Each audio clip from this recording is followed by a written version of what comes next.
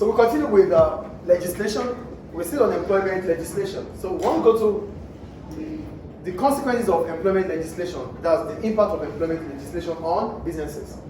The first one is compliance costs. And when we talk about compliance, it simply means working towards what the law says, doing what the law says. That is compliance. Not doing outside what the law and practices. That's what compliance means. So for firms and businesses to comply, it means they have to do everything that's possible to ensure that they are not against what the law says. So this might they might incur cost as a result. So here I would. Keeping up with legislation regarding employment is quite expensive, as businesses may have to increase their expenses to comply. So they might have to spend more to comply with different laws, and that means it's going to increase their cost of production. So cost of compliance would lead to cost of production increasing. Do we get it? Yes. To comply means you have to do the right thing, which is moral. And what is moral? The principle to know what is right or wrong. So if you have to do everything right, it might cost you a lot. So that is compliance cost. Do we understand compliance cost? Yes. The second one, higher labor cost. For higher labor cost, we're going to link it to the wages paid. Businesses must ensure, for example, there might be national minimum wage, which is the limit, the lowest amount you have to pay to the lowest ranked officer in your country. So if there are national minimum wage, businesses must comply, must ensure they pay that amount. So doing this might mean that they have to pay more than what their budget is.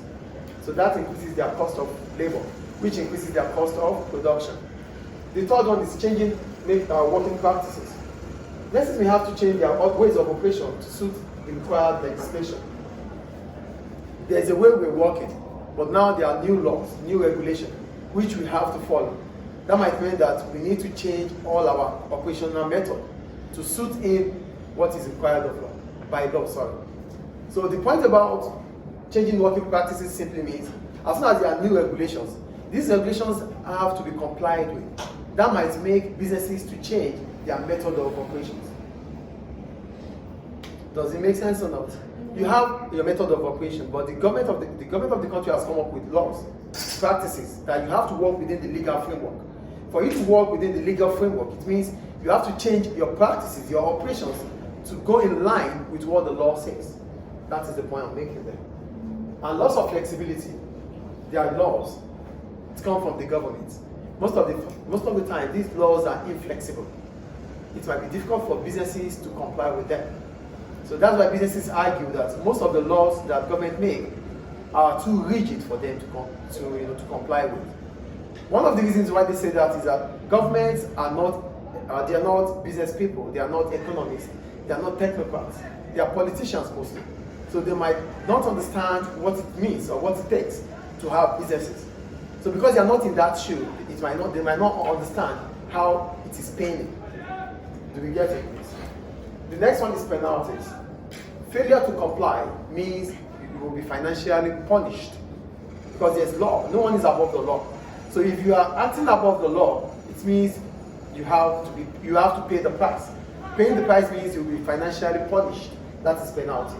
Do we understand that? Do we understand or not, please? Yes. Positive effects. So legislation may have positive impact on businesses and it may allow them to operate in the best possible way.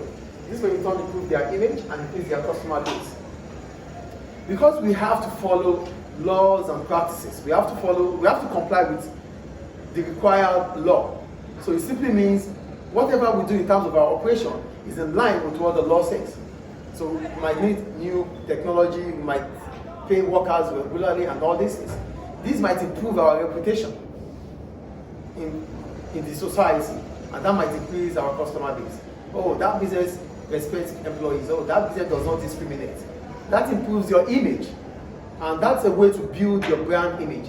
And building your brand image increases your reputation, which increases your customer base. Do we get it, please? So what if you are complying? There's always what? There's always a benefit for compliance, because when you comply, it means you'll be seen as someone with a good moral, someone with morality, someone that does things with morality. And that improves your image in the presence of customers. So that takes us to environmental protection. For environmental protection,